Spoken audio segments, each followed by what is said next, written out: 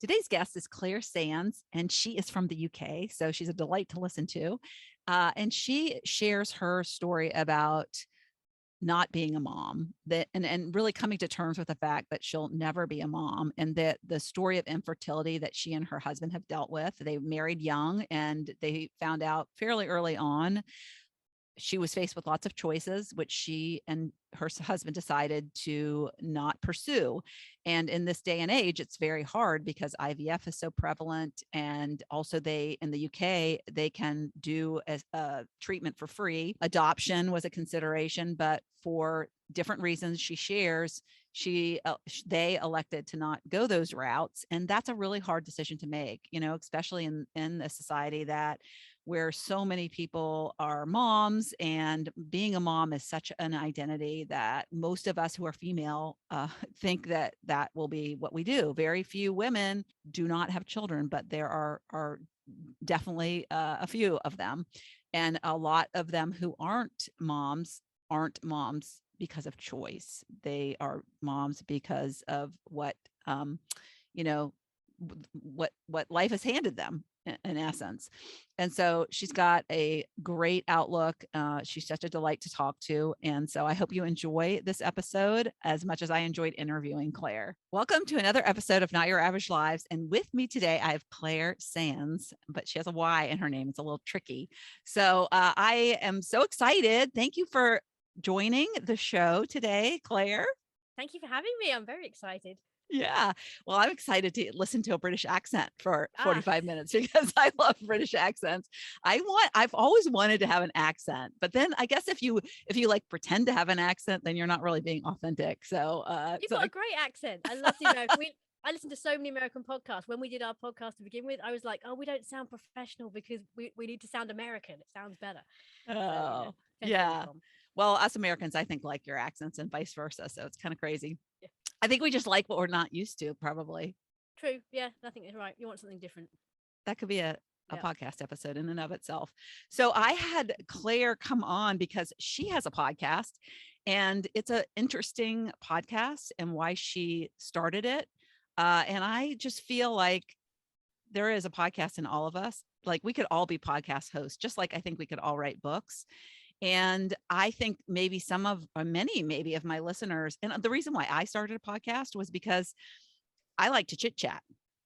So I'm like, "Oh, how much fun would that be?" And I love to meet people. So I thought, okay, what can I talk about that I like to meet people? And I love to meet people that have interesting lives. And so it just came to me one day because I had somebody in my car that I was driving with, and she just had a really good story. And I was like, that's what it, because I wanted to do a podcast. It was just like, well, what do I do? What do I talk about? And you have to do something that is relatable to you, that either fascinates you or interests you, or something that you really care deeply about. And so, can you share with my listeners what your podcast is about? And that's how we met, because I saw you. We were at a virtual podcast conference, and I saw Ah, you posted in yeah. a group about, yeah. And so I reached out to her because I had a guest that I thought would be perfect for a podcast. And I think you probably thought I was crazy. I don't know. You can tell what you thought. I was like reach out randomly in an email. So anyway, share what your podcast is about and your backstory. Sure. Yeah. No, I love that you reached out. And actually, the guest that you suggested is our episode this week. So we've just spoken to her. So that worked out really, really nicely. So that was good. So thank you for that. Yeah, our podcast is called The Silent Why, and it's about loss. So we're looking for 101 different types of loss. And we're looking to see if you can find joy and hope in every kind of grief, which is quite niche. I think you find out when you start to look at podcast subjects, you want to do it, but you have no idea what to do it on, even though you've got things you enjoy. So it took us a while to narrow it down. And then I read a great book by Eric Newsom who talked about kind of narrowing that down to 10 words. And we just narrowed the loss thing down and down and down. And we ended up saying, well, what if, is it possible to find joy in every kind of loss? So we thought, well, let's interview people and find out. So we're on a mission to find 101 different types of loss. And I think we wrote down about 60, 70 initially when we were thinking about it. So there's a bit of a gamble in there. I don't know what the other 30 or 40 are going to be, but we're finding them all the time. And that's sort of why we did it. We did it because of a lot of losses that we've been through personally, and them being more kind of not quite hidden losses, but they were losses that maybe aren't as appreciated in the world as maybe a bereavement would be. And we wanted to kind of draw attention to a lot of things that people go through where they lose things, but they don't really get the same sort of attention, seems the wrong word, but they're not sort of picked up as much as some others. So we thought it'd be nice to give them some airtime. So my husband works in broadcasting for a local radio station. So he was well up for the techie side of it. It's like wants to get all this stuff. And I just really enjoy. Funny you should say about having a book in you, actually, because I've just finished my first book as well, and I've always wanted to write a novel for a long time. So I love the writing side of things. I love chatting. I love deep conversation. I have a lot of deep conversations with people, and I just thought, you know what? I think a lot of other people would enjoy hearing these because I kind of realized that not everyone can have deep conversation. I thought they could, but I realized a lot of people can't ask the questions that I'm quite comfortable asking. So it just seemed like a good time to put it out there and let other people hear what it sounds like to lose things. Yeah, I saw that every other week or every other episode you do a podcast of your blog post. So you're a regular blogger too, I Yeah, noticed. that's quite new to me, blogging. I tried it a while ago, but I ended up writing the book instead because I wanted to write a novel. So I thought I'll focus on that. It's been a very long journey with a pitted history. But yeah, when we started this, I sort of the one thing I wanted to do was involve some form of writing just to make me write regularly. So I thought, oh, I'll do a blog. That would be great, and I'll tie it alongside. And then actually, I just enjoyed doing the podcasting bit so much. I thought, well, I'm going to read it so that people can either listen to it or they can read it. So every other episode is called the My Why, which is like a small version, and that's just me reading my blog that I wrote that week, That, which I really enjoy. And they're about 8 minutes long, so they're quite easy yeah, to listen to. that's a great idea. So, and people like short and consume quickly. Sometimes my podcasts, I mean, I would know I gotta make these a little shorter, but I just like can't stop talking. Yeah, So, no, that yeah, yeah. been there. Yeah. One loss that I thought of that just came up in terms of, we always think about like grief or internal losses. And so I've had a couple of people on who are writers and they lost their manuscript.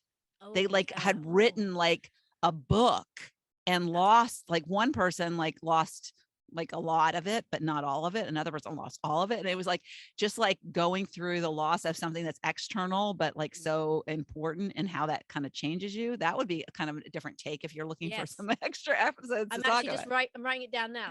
Yeah. Manuscript. It's Yeah. yeah, it's interesting the things you come across. We had recently, so one of the definitions we put on it because we could there's a lot of losses that kind of are temporary. So we've actually put for the 101, it needs to be something you can't get back again. So that Mm, just helped us kind of. So if someone went through, let's say, hearing loss for 8, 9 weeks, and that wrecked their world for a while, if they got it back again, it's not quite the same story as someone who'd lost their hearing for life. So we thought, well, let's try and narrow it down a little bit, and we'll say it's something you can't get back again. yeah. Um, and That, things like we have found there are things like a few weeks ago. Oh, just still gets me here. I had a little hard drive with all our photos on, which was our backup. I know that really you should back up the backup, but I hadn't. And I dropped it about this far onto the floor, wooden floor. Didn't damage it from the outside or anything, looked fine. Plugged it in, and I'd lost all of our photos from the last 5 years. It wouldn't start up, and then we sent it to the manufacturer and they checked it. We did everything we could. They were very kind, did it for free actually, and everything was wrecked because it had a disc in there that had hit the other disc and it had ruined everything. So I felt a bit sick about that. But the problem is every time we talk about something we did over the last 5 years, it's a new memory and a new loss that I lost all the photos from that day or that event or that child, or that family thing we did or that holiday. I knew I wouldn't ever remember exactly what was on there, but I keep remembering new things like, oh, I remember that time we went to Legoland or we did this. And then I'm like, oh, I've lost all the photos from that. And it just yeah. keeps coming back. And it's like, oh, it's a loss that keeps on giving. So, Yeah. yeah, there's a lot of Yeah. little things like that as well. Well, thank God for social media because you could probably some of them you've posted, but not all. That's I true. know We that's have got, hard. yeah, Yeah. we've got some highlights. We did a 3 week tour of California, Nevada, Arizona, and that kind of area, which was amazing. I probably took about 3,000 photos and I lost them all. But fortunately, my husband was Instagramming like maybe one or two per place. So we've got Oh, some that's memories nice. that way. Yeah. So. Yeah. So we went to Spain in 2007, I think, and we went with a group of people. We went to the Rugby World Cup. So we decided it was in France and we went to Spain as a tail end part of the trip. And we went with another couple to that part of the trip.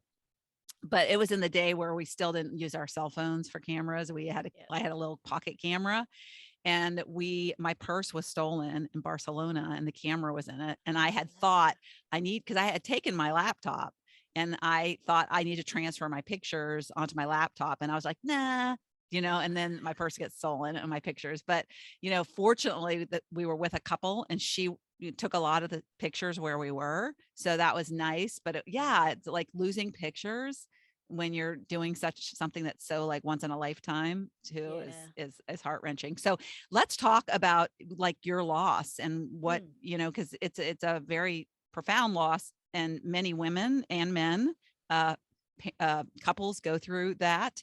In fact, I recently met somebody, and she's a lot older than you. I want to say she's like 60 now, and it's still like Mm. just something that she's just, you don't, I think, ever recover from that desire and that. And she's like building a business around it, what she thought she'd be, Yeah. and it isn't what she is. And so go Mm. ahead and tell your story. Yeah, so I got married fairly young, I guess. Now, didn't feel young at the time. I was about 23, 24, to my husband Chris, and seemingly quite happy for a while. And then we decided we might, think about having children. Neither of us were kind of desperate for it. We weren't, the really maternal kind of. I wasn't never a really maternal girl who was like, I must have a baby. But we just thought we'd see what happens. And about a year later, nothing had happened, and my husband happened to be chatting to his brother, who was training in medicine, who happened to say to him, "Oh, you realize that operation you had when you were about 5 years old, that probably left you infertile." And he sort of learnt this through the medical course he was on, and it, I mean, didn't I didn't think it shocked us, but we thought, oh, we should probably get some tests, because what if that is the case? Anyway, it turned out it was, and his results came back, and he had very low sperm count, and the ones that were there weren't great either. So they said you've got about a 5% chance of conceiving, but there was still a chance because it still only takes one. So I think we took it in our stride. We're quite relaxed people with things. We didn't sort of freak out about it. Um, and we were offered IVF at the time. And in the UK, you can have that on the NHS. It's a bit of a postcode lottery. You get offered a certain amount of shots at it, depending on where you live, which is not massively fair, to be honest. But it's very expensive for the NHS. So I think they limit it, and it changes constantly. At the time, I think we were offered two or three And goes. is HHS, not being familiar with the UK health Oh, system, is that it's our like health a service. Yes, government paid for? it is National Oh, Health that's nice. Service. Yeah, I think Hmm. it's envied across the world. Yeah. Incredibly blessed to have that. Yeah, so all your Hmm. healthcare, doctors, and everything you go in and have done is free, really. Mm. And you can choose to have private healthcare, which is quicker usually. And some like companies will offer private healthcare as part of being an employee. But yeah, so it was on the NHS for us at the time. But we didn't really. I can't really tell you why. It was just a gut feeling. We just didn't feel like it was for us at the time. We heard the problem with IVF is I think a lot of people suggest it and they just think, oh, IVF, go have it done. It helps you get a baby. I don't think a lot of people are familiar with the kind of the process and how involved it is, and the injections and the hormones and the procedures and the ethical things that you have to consider. And there was a lot to think through. At the time, we didn't go through all that. We just went away thinking, okay, well, we'll keep trying. We'll be a bit more kind of, I don't know, we'll plan it out a bit better. And, I sort of start thinking, well, maybe I need my legs in the air and all these kinds of things. I need to do some stuff that's a bit more practical. I had a And then next we'll door just, neighbor, and the second time she wanted a girl because she had a right. boy, Yeah, yeah. and she like researched it and was eating like positions, like the Oh, right right. Yeah, yeah. positions, and Trying. drinking coffee apparently was like a thing, and like eating all the things that she thought would have a girl. She did end Yeah. up having a girl, by the way. So that's Right. crazy. Oh, well, there you Yeah. go. It does work. I was going to say, you get a lot of rubbish on the internet, but you never know. Yeah. Maybe it works. Yeah, so we tried a few things like that, and then we kept trying, and nothing really happened. And then we went back to, well, it's kind of all a bit muddled in my mind now. I started to have some health issues, and I ended up finding out after a long kind of what is wrong with me. Was endometriosis, but it wasn't endometriosis in the way that a lot of women have, where it's very painful. it was just upsetting my stomach if I did a lot of things. Like if I went running, it was actually when I got on a trampoline I realized, I worked out what it was. It just, my body just didn't like being mucked around like that, because your organs sort of stick together a bit with endometriosis. Anyway, I had some surgery for that and had that removed, and then I was still not feeling great, and it was the consultant that did that operation that actually diagnosed me with something called PMDD, which is, I've never heard of it. It's premenstrual dysphoric disorder, which is basically really bad hormones. It means you've got a you're very sensitive to hormone fluctuations. So, whereas some women are sensitive to those and would get PMS maybe 2, 3 times a month, this would probably mean, no, sorry, 2, 3 days a month, not times. This would mean you'd probably get 2 or 3 good days rather than 2 or 3 bad days. So I was just constantly just depressed, really. I don't like that word so much sometimes because it encompasses a lot of things, but just felt very blue. I was very anxious about things. Just even going to the supermarket was really stressed me out. And I'm a very organized, don't stress kind of person. So this was a new feeling for me. So that wasn't very nice. I didn't know why. I was very angry, never been angry before. So I'd wake up in the morning just angry with stuff. And physical things, like my joints started aching, all kinds of stuff started happening. So it took about 4 or 5 years to work out what was going on with this. So I think that merged into our journey with childlessness, but we didn't really know what was happening. I just wasn't feeling great. I'd imagine that maybe affected some of our decision making as well, somewhere along the line. Anyway, I ended up 2 years ago having a hysterectomy, which is the easiest. It's the end of the line, basically, but it's the easiest way of stopping those fluctuations in your body. So I'm now on HRT and have been for 2 years trying to level that out. And I'm on very high levels of that because of my age. So I was 38 when I had hysterectomy. I'm now 40. So I need slightly higher levels than somebody who's naturally going through menopause. So we had all this in the background. And then in the meantime, we went back to see the consultant again to think about IVF. And this time they were a bit more, I don't know if it was the case the first time we didn't take it in, but they were pretty much like, yeah, this is going to be impossible for you naturally. It's incredibly difficult unless you have IVF. And it wasn't just IVF, it was ICSI that we needed to have, which is where they take a very specific good egg and a sperm and they inject the two together. And we thought about it a lot, and we went over all the options when it came to like sperm donation, egg donation, fostering, adoption, embryo adoption. We just went through everything, and everything we looked at, we were on different ends of the scale. So where I thought I might be interested in doing this, my husband was at the other end, not so keen on that, and vice versa. And we went back and forth on this for a long time, discussed it, and just didn't feel right with any of the options. There just wasn't peace that it was for us. I think if it was back in the days when babies were just given away because their parents weren't married and that was adoption, Mhm. we would have probably taken 3 or 4 in. But nowadays it's such a different journey. We would have probably got a child that was older, 5 or 6, probably come from a background where it's already had a certain level of trauma. And we just felt that that journey is more about wanting to look after a child than it is being a parent. And we spoke to a lot of people that had done it, and they all had such a desire to do it. And they said that's what kept them going through the hard times. Some of them said it's hard enough with your own kids, and if it's someone else's child, you've got to have that desire there in the first place to get you through that bit. And we were honest, and we just didn't have it. So we sat down for a meal, which I remember very clearly, and we looked at each other, and we've been thinking about it separately, and we're like, are we going to do adoption? And one of us said, I just don't think I feel like I want to do that, and the other one was like, me neither. And there was this relief in both of us, and we were like, okay, that's got to be our confirmation for now, that that's not the path to take. And we never take anything off the table, so if that option came around again and we were both keen, then maybe it would be something we would do. But looking back, the IVF thing, it's been really interesting because I didn't know I had this hormone condition. If I had have been pumped with the hormones for IVF, if I'd had that in my body, that could have been really nasty. And I had a GP say to me that could have quite a bad effect on you.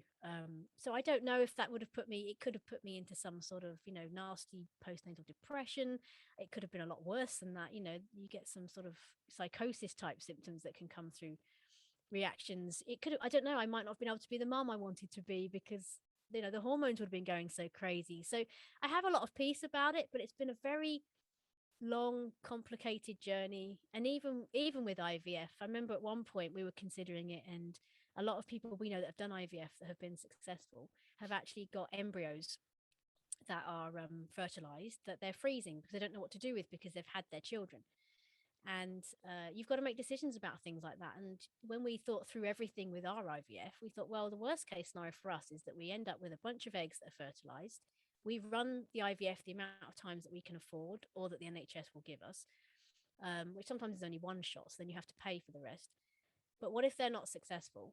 And then we have these leftover embryos. And our decision would either be to bin them, which we wouldn't have wanted to do, to donate them to medical science, which is a bit like binning them in some ways, or Binning donate. is English term for putting them in the trash, I It guess. is, Throwing yeah, them putting away. them Yeah, in the yeah, trash. yeah. Yeah, putting them in the bin. Or you can donate them to other people, which I think we probably would have wanted to do. But that left us with the situation that when that child turns 18, they could turn up on our doorstep. They would be 100% our child biologically, and we wouldn't have been able to have our own children. And I just couldn't get my head around those sorts of scenarios. And because we're people who think through the whole journey, rather than people who are like, I want a baby, let's just do IVF. I think that made it harder for us. If we'd have just jumped in and been like, let's have a baby, let's see what happens. We may have got the baby, but I don't know what other problems we might have ended up with our situation. So it's been a long, complicated journey, and I think the last few years have actually been the hardest because it's coming to terms with what you've decided. And you Yeah. think when we drew a line in the sand in Lanzarote. We're like, okay, this is our line. We're going to move forward as a two, and we're going to accept we're not going to have children naturally. And that was good. It was hard to do, but it was important to do that because I couldn't live anymore in this kind of two-way life of what if. Let's go and plan this, and this. But if I get pregnant, then everything shifts, and we need to do this, and that kind of it's like I call it like a burden of hope. I had this hope that it might happen, but it became such a heavy burden that we just needed to set it down. So we had this line in the sand. We stepped over it on an actual beach, and we're like, right, okay, this is it. It's just going to be the two of us, and that's not so bad. But what I didn't realize was you think that's the end of the line, but actually, when you make that decision, it's the start of the grief. So Yeah. it's been like now I've Yeah. got to think about what does that look like, and it will be ongoing because, like you said, you can't have kids. Your friends have kids. Our Yeah. friends have Well, grandkids. first of all, I have to give you credit for because it sounds like you really leaned into your heart and kind of your gut and you went with that because so many people let their mind like, I should have a kid or, I want this for external reasons versus, you really thought through it that I think a lot of people think, I'll think about that later. I just want the baby. Yeah, yeah, So so true. kudos to you for that. So I had a question on, like when it comes towards the holidays, do you find that you get more sad during the holidays? Because, Christmas is such a big, I know as an empty nester, I get, I get sad around the holidays. I was so excited around Christmas or sorry, Thanksgiving, because my younger daughter and she came with her husband, her two kids, and the 3-year-old was like, is like 3 and he's just starting to like understand decorating the tree and the ornaments. And we got the ornaments out to put the tree on. And he was like, he had his favorites and he was carrying them around. And it was really, really cute. And it really, that experience was so much richer because Mm, he was there. So it makes me think that maybe the seasons where it's very kid oriented might be difficult. yeah. Oh, for sure. One of the things my husband is struggling with now is that he used to have so much excitement at Christmas, Oh, and it's like, where's it gone? And we've found that it is actually almost impossible to find anywhere else unless you have children around. Even if I'm like, oh, come decorate the tree with me. It's really not the same. It's not the same sort of thing. And I think you want to create new memories, but you have no clue what they are. And I think if I was, if, with my hormone condition, I haven't worked for 2 3 years. I think if we had loads of money, we'd be like, hey, let's go and do Lapland, or let's have these crazy Christmases that everyone else is jealous of, and we'll meet reindeer, and we'll make new things we do. But so much of that stuff relies on finances. So if you haven't got that, it's like, well, how do we make it special? And I've got single friends who feel the same, and there's that kind of balance of families inviting you in. I mean, not very often, but if they do, you want to go, but at the same time, it highlights everything you don't have, and you definitely feel like that spare wheel. Mhm. So it's a really hard mix of how much you involve yourself and try and find it through other people, but how much exposing yourself to that actually just hurts and makes you a bit sadder on the other side of it. So it's yeah, I don't think it's ever going to be easy. I don't look forward to it. I mean, we're Christians, and so I really try and cling to that side of the Christmas celebration, and I love the carols, and I love what it means, which is, not celebrated much in the UK anymore. It's not a Christian country anymore, so the Christian thing is quite small. You're in the minority massively on that. So I think that's a bit difficult, but it's nice to have that and to cling to a true meaning. Otherwise, I think I'd just bin it. Or Yeah. put it in, sorry, trash it, put it in the trash. I think Yeah. I'd just get rid of it because it is a bit depressing. And the thing I found hardest is, even though at one point you have a lot of expectations when you don't have children, I think one of them might be, oh, I can spend time with friends. How cool would it be to have like a Christmas where it's just friends? Actually, friends all go into their families. Mm, There's no yeah. one that wants to give up their family to spend Christmas with you because it's a Yeah. family time. Yeah. So, Even my husband, who never had kids because he didn't yeah, get married till he was 52. right. So he does. I mean, it's Christmas with his mom. I Mm, mean, it doesn't matter. So it's almost like sometimes I think it would be really nice to go somewhere like on a, like, go to a ski place, even though I don't ski, but yeah, go to a ski place and be around snow and that kind of thing. yeah. But he just wants to stay. That's where he's always had his Christmases in the small little town that and be with his mom. And also, I think, she's getting older, and you think this could be her last Christmas. You never Yeah, know. yeah. So I, me- yeah, I remember my parents doing that for quite a few years. Or this might be the last one with the grandparents. So we're going to the grandparents yeah. next year. It's like, well, this might be the last one. I was like, awesome. Started this a bit early. Yeah. Another element that I find and I am curious about it, because now it's like you and Chris are in even playing fields because you're Mm, both infertile, that's right? true. Yeah, yeah, So, yeah. in fact, he still has a little bit of a He chance to does. be, yeah, yeah. So you're zero chance, but Yeah, yeah. yeah, yeah. I So, never thought of that. yeah, my uncle had low sperm count, and my aunt couldn't have kids. And I think she always really resented him for that. And this was, of course, Right. back in the day when they really couldn't do anything about it. There was Yeah. no IVF. So, I mean, my heart goes out to him because he probably felt horrible. And so, how did, and that breaks up a lot of marriages. It does. It's It's like, true. oh, I want a baby. And so if you can't give me a baby, I'll go find somebody else. So much about true love. So yeah. So how did that dynamic play out? Yeah, actually, really well. Sounds a bit big-headed. But one of the things he says quite a lot, which I just, and I love to hear him say it because it wasn't a conscious thing at the time, but I'm so grateful for it. He will say, Claire never made me feel bad about feeling infertile. And it wasn't an intentional thing, but I've just always felt like we're a team. And so when he wasn't able to have kids, I wasn't able to have kids. And I just Oh, felt like that's a kind of a joint thing, and we're just really good friends, and I'm so grateful for that. I'm very grateful for not being maternal, like not having dolls when I was little. I was always about the teddy bears and stuff, much to my mum's dismay. And I think that really helped me, and just being such good friends with him really helped, because you're right, it does split marriages, and it's just heartbreaking because it puts a couple that were in a bad situation into a worse one. And I think a lot of women will admit to getting very fixated over the baby thing. And I never wanted to jeopardize that. And I just felt like we were coming at it together. That it was, all the decisions we made was like, okay, what next? And I'm always up for a bit of a challenge. It's like, well, maybe we do this. What if we do this? And so yeah, it actually went really smoothly, but we've been around a lot of people where it didn't.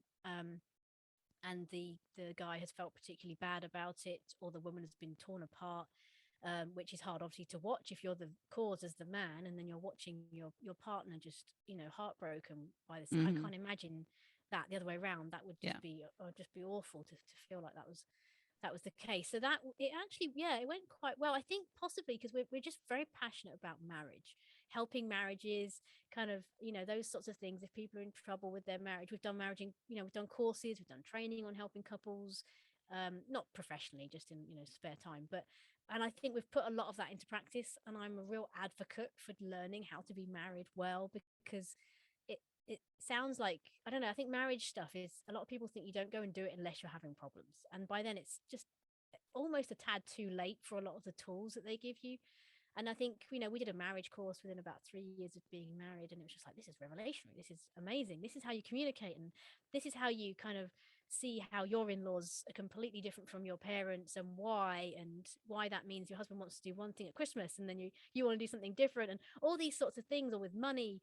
So I think we've gone through a lot of that stuff, and that really helped us as well. So I've been very grateful, yeah, for that journey. But yeah, I've just to keep thinking, I've never thought about the fact that he technically could still have children and I can't. So yeah, it's an interesting turn of the tables. Fortunately, we'd made the decision to not have children with the line in the sand before I had the hysterectomy, which was really helpful, because then it meant when I needed to have that, and that was after 2 years of trying everything else, it wasn't what dictated us not having children, and that Exactly. felt Yeah. very healthy. Yeah. That's great. Yeah. So a couple things come up for me. We were talking about the, options Mhm. where you could have adopted. Yep. And it's really weird that just like 2 nights ago, I saw a show about this. And so since it came up, I'll bring it up. But Mm. yeah, I think it was on a show called 2020. It's kind of an investigative, usually they're crime drama kind of things, but they also do other kind of stories. And it was a couple, and I loved it because it was kind of a revisit story. It was a story they had done several years ago, and it was about a girl who had been adopted from Russia, Okay. and she was adopted at 6. So this couple couldn't have kids, and so they went, and after years of trying, and they went over to Russia to adopt, and they adopted her and a little boy who was, I think, about 18 months old. He was a lot younger than her. They Yeah. weren't real siblings. They were just at the same orphanage. Brought her home, and then there was all these problems with her. She was like acting out. She apparently tried to kill the 18-month old, and so they Mm. started to like have her get intense counseling. She was very depressed. Even they had interviews with the counselor and said she can't be around the boy because she won't say she won't kill him. She'll say, I might kill him, and I see things. So they thought she had schizophrenia, because she said, I see things, I have hallucinations, and that's a sign of schizophrenia. And then they come to find out that the hospital knew of some of these problems, and they were documented, but they weren't given to the adoptive parents. So the parents made this decision thinking they were getting this healthy child when she clearly had some kind of mental issues. Mm. But what's very interesting is, so then the story goes on, and I guess she was 12. So they had her for like 6 years, 11 or 12. They took her back to Russia and put her in a hospital there for 2 months on the guise that, this is the hospital that'll help you. And then they left, and they left her there. They didn't, yeah, Oh they didn't gosh. like bring her back home. And, you got to sympathize with them, because they're Mm. doing what they think is best for their child that is in jeopardy, right? They even Yeah. were locking her door so she couldn't come out of her room and stuff. It was not a good situation. Mm. But then as the story unfolds, you're like, sometimes they're just the if there's not a good match. So they ended up fine. And then the guy who did the interview was really tormented by the story, and he was there when they gave her back to the hospital, and he went in and interviewed her after they had left, and he said, I never got over it. It just like hounded me for years and years and years, because he just felt so sorry. He said, I wanted to take her. So I guess they've been trying to find her, and they finally found her, and she lives in North Carolina. So she's come back from Russia. She got adopted by another family, and she has 4 kids, 3 Wow. girls and a boy. She's happily married, and they interviewed her, and she is amazing. She's amazing. And it's like it was so crazy to me. I mean, I was like so happy that it had this happy ending, but yet at the same time, it made you realize that when you go out there and you take that risk of adopting a child, and plus a child who's 6, Mm. she had a lot of history Yeah. that nobody really knew about. I think they said something about her mother, but she was clearly abandoned, her birth mother. But she said that she made up she wasn't really seeing things. She wasn't really hearing voices. She made it up because it was kind of part of and she said she felt like her mother always favored the son, always favored. And you could tell in the videos and stuff how doting they were on the son. Right. And she said, I never felt accepted. I never felt like, and so the way she got her attention was to like be Yeah. this, have this mental kind of illness that in a way she made up. So yeah, so it was kind of an interesting adoption story that, you know, kind of like looked like horribly went wrong, but then ultimately she was placed with the right family that was able to get her to adulthood in a healthy way. And the other thing that it was interesting is that they said that she has no emotional attachment, like she can't love. And here she like has 4 kids and she's like the most, you know, wonderful mother. And the husband was being interviewed and talked about her as a mother. And it was just an interesting story. So you Mm. never know where the world will lead you. No, we spoke to a few parents who had adopted before when we were considering it and heard some similar stories. Mm-hmm. And one couple had a child that they'd adopted and they ticked on the box that they would take minor physical disabilities. But he ended up, I think when the child arrived, he was under 21 different specialists, all kinds of stuff going on, a lot of trauma, physical, mental, and he wasn't able to even walk fully. So they ended up sort of caring for him. And I think you've got to be prepared for anything that can come at you, and that can split marriages just as much as not having children. But I mean, it's so difficult because the minute we decided that we weren't going to adopt, I was just flooded with this horrible guilt because nobody wants to be the person that turns down a child that needs a home. I mean, that's not a nice person to be, and I really struggled with that. And the problem with adoption is people go to it as the backup for not having children, which is very unfair on adoption, and unfair on childless people. But it seems to be the go-to. Like, have you done IVF? Are you going to adopt? And it comes out of people's mouths so quickly, like you're just, going to buy some fruit or something. It's like they don't really think about the. So it's hard when you have to keep saying no. And actually, one of the childless blogs that I followed for a while, she wrote an article on there saying when people ask her that now, she actually turns it around and said, "No, we're not going to. Have you thought about adopting?" Because she said it's not just for people who don't have kids. Anyone can adopt. And she said it's surprising how quickly those people run away from the answer because they don't want to be seen as someone that doesn't adopt. They've got their own kids. But it's like, well, actually, that doesn't prevent you adopting. Sometimes that's a nicer environment for children. So, yeah, it's interesting how it seems like the backup option. But actually, it's a very, very different decision to something like IVF. Um, Yeah, yeah. And it's well, it makes me think that when you have your own child, it's unconditional love, but when you adopt, it's almost like a conditional love. yeah, it's very difficult. One of the women actually said to me, they adopted 2 children, 3 and 2, very close together, and she said, even months in, she said, I remember thinking I would do anything for these kids, but I don't love them. I don't have that love. And she phoned her sister and said, I don't know what to do. This is awful. I feel like I should love these kids. And her sister said, "Oh, don't worry. I feel like that about my own kids half the time." But I think there is a difference there, and you are doing it, and that's why you need that desire to do it, and you need Mhm, to really want to help a child because that's what keeps you. And to the point, she said, now when we spoke to them a few years later, she said, "100% I love them. It mhm. came, Yeah. but it doesn't come for a while." And she said those early Mhm. days are just like being hit by a train. She said going Yeah, from because they're so demanding. yeah, Yeah. and going And from you didn't two go of through the you, like 9 months of carrying them like, oh yeah, my there's no, gosh, anything's and you better than this. and you meet them like once before they just live with Yeah. you. It's Yeah. not like there's an ongoing building relationship. So, Yeah. Oh, I forgot to mention too that the commentator or the reporter, he was so tormented, he said, and I think his actions were because his torment wouldn't quiet until he took action. He right. ended up adopting a child. He was Oh, nice. single and he always thought no, and he traveled all over for his job and he thought no, that I can't have a child.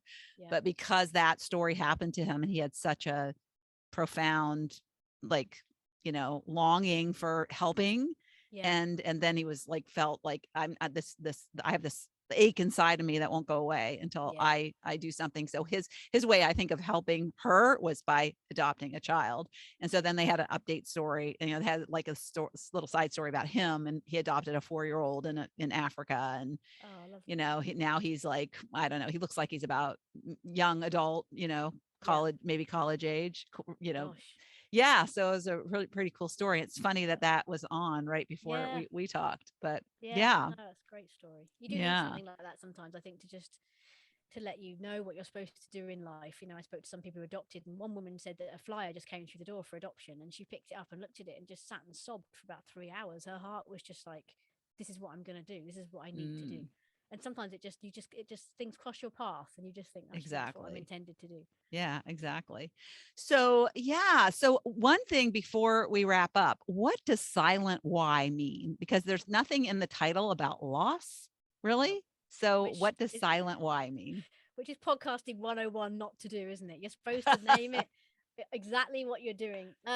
Yeah, the silent why is it's just taken on more and more kind of meanings as it's gone along. Initially, we were wondering is why me, why this, why that, and that's one of the questions we ask in every episode. Is that one of the questions that dominates people who have been through loss? Fascinatingly, every time we've asked people so far, they've all said no. So it's a silent question. It's asked, but they never stay there, or they don't ask it at all. So that's kind of taken on a new meaning. The initial meaning we just liked, again, about the why question, that people don't talk about loss much. So why am I going through this? It's probably a very silent question that a lot of people ask in the silence of their own home and their own hearts. And the other thing is that our surname has a silent Y in it. Oh, So yes. there's a lot of meaning, but as far as describing the podcast goes, it's probably rubbish. Well, it makes total sense because grief, even though people say I don't ask why, that's a stage, right? Yeah. And It I think a is. lot of people are asking it about very little, hidden losses and Mm-hmm. situations. And it's part of what got me, starting to want to write as well, because I didn't read many protagonists who are going through things like childlessness, where they still find joy and hope, but actually there's a lot of rubbish stuff going on in their life. And I think that's really important to show what people are doing behind closed doors when they're just, you see people who might be single or childless. And if you met us, we'd be very like, sociable, very happy, very chatty. Well, we talk about anything, but that doesn't mean that we're not sat behind doors sometimes just thinking, oh, why are we going through this? Why is this happening? Mm. So we want to kind of just give people a bit more of a place to be able to say that. And so far, it's been just a fascinating journey of talking about, we've done loss of marriage, loss of an arm, loss of skin, loss of a Yeah. daughter, loss of a son, loss of a brother to mental health, a woman who nursed her parents through dementia before the age of 40. So that's loss of time and 20s and 30s with caring, but also Yeah. loss of the parent. So many losses. And there's so many more to come. We're about to interview someone about the loss of a species. When a species goes extinct, what does that mean Oh, for a that's loss to the great. world? So, Yeah. lots of different, we're trying to keep it light and kind of a bit deeper. And you're the same as you, our episodes go on for quite a long time, but there's so much good stuff in there. I just never want to cut Yeah. them down too far. Yeah.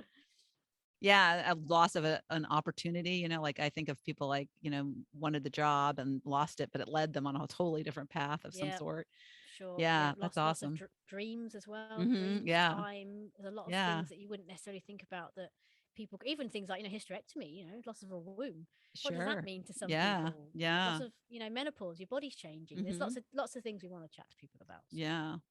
Yeah. silent why. Loss of uh the dream of, so I was divorced after 25 years. So Right. that was the Okay. other thing that I want to say is, we were talking Mm, about, like you said, a lot of people don't start marriage counseling until it's too late. And I remember yeah. vividly when we started getting our first marriage counseling when we were married 6 years, so early in. Mhm. But I told him I wanted a divorce. And when we went into the marriage counselor, because I said, yeah, I don't want to say to my kids that I never tried. So we went Mm, in and he said, usually by the time the woman says, I'm done or I want a divorce, it's too late.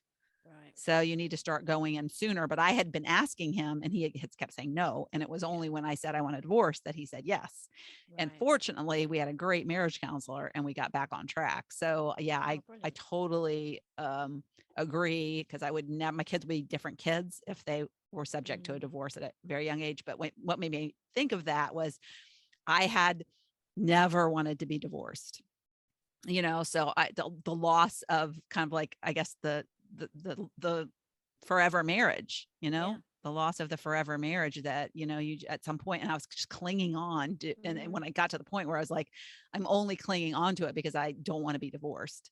And that's not the yeah. reason to do that. So No. anyways, it's, In fact, that was our first episode, loss of a marriage. The woman said it was ah, like she does grief counselling, but she said it was just horrific. The biggest grief she went through was yeah, a marriage. Yeah, yeah, difficult. yeah. Merit and, loss of, the image that, of the Christmas card and all that, Mm, similar to what, the Christmas card with children, it's like the Christmas yeah, card with the perfect family. So exactly. Same thing. yeah. Yeah. So, okay. Last question. What does having a not your average life mean to you, and how do you exemplify that? Well, I was thinking about the word average actually, and I was thinking, what does that mean? So, what does it mean to not live that life? I think nobody wants to be average. I worked out. I've heard people say I'm the average height, or your test results were average. It's not something you aspire to, but I think a lot of us do feel like we fit into that category. And I think the important thing for me is to recognize that you're not average. Like everybody is so unique. Like nobody is average. And obviously that's what you're trying to put across on your podcast. And I think it's if you can find out what makes you you and what makes you not average, then I think that's when you can really start to do some great things. And that for me is what's come through in my life, the more I've realized that not everybody can do what I can do. And I thought for a long time, being an admin person, not everyone can do admin. Like I look at something and I can just see organization. And I think, well, that's what everyone can do. So I don't want to do that anymore. But actually, I realized, no, that's not what everyone can do. A lot of people really covet those kind of skills. And I can have deep conversations. And not everyone can do that. Some people just feel very uncomfortable doing it. And I can write, I can really see people and write characters. And as I found out those things that I can do, I've realized that I'm not average. And it's even hard to say because it feels like you're bigging yourself up.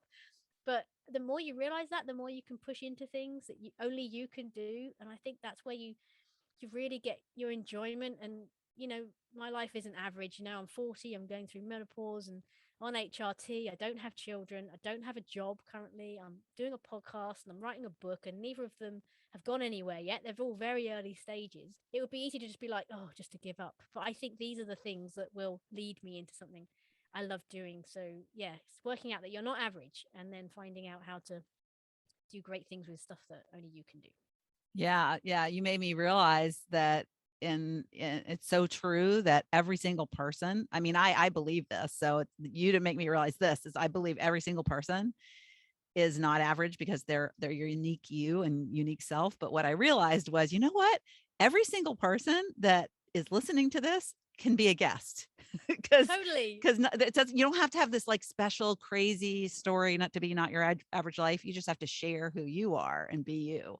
Definitely. And So it's the same with loss in some ways. There's not a single person on this planet that hasn't been through loss, yeah. some kind or shape. So it's like your subject. It identifies with everybody on some level. And I think that's really important because it's not talked about enough. Yeah. Yeah. Well, it was so nice to meet you. You too. And thank you so much for being a guest. It was a delightful conversation. And yeah, hopefully our paths will cross again. That would be great. Yeah. Thank you for having me. All righty. Bye. Bye. Thank you so much for tuning into the Not Your Average Lives podcast. If you haven't yet, make sure to subscribe on iTunes if you have an Apple device. You can find free resources and learn what else I have going on at the moment that might interest you on my website at notyouraveragegrandma.com. You can also find me on Instagram or Facebook at Not Your Average Grandma. If you liked this episode, it would make my heart so happy if you could leave me a 5-star rating. You can also add a review to let me know what you like about this podcast, which will help spread the word about it to others who need a little midlife inspiration. As always, be you, listen to your inner voice, and focus on reigniting that lost spark so you can start living your own, not your average life.